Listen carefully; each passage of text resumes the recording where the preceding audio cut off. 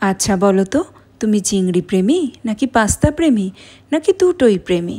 আচ্ছা, যদি দুটোই প্রেমী হও তাহলে এরকম বড় বড় চিংড়ি মাছকে ভালো করে পরিষ্কার করে তাতে নুন, গোলমরিচ, পেরি পেরি মশলা আর অল্প লেবুর রস মাখিয়ে আধ ঘন্টা রেখে দেবে।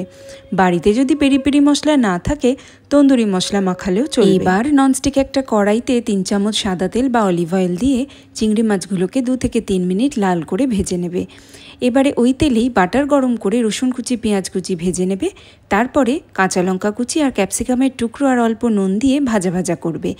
এবারে যে জলে পাস্তা সেদ্ধ করে রেখেছো তার 1.5 কাপ জল এখানে দিয়ে দেবে, আর দেবে 1 কাপ মতো ফ্রেশ ক্রিম। সব কিছুকে ভালোভাবে 2 মিনিট মতো মিক্স করে নেব। এরপরে দিয়ে দেব পাস্তা সিজনিং, চিলি ফ্লেক্স, সামান্য একটু নুন, গোলমরিচ আর অল্প একটু চিনি। আবারও সব কিছু মিশিয়ে নিয়ে সেদ্ধ করে রাখা পাস্তাগুলো এর মধ্যে দিয়ে দেব।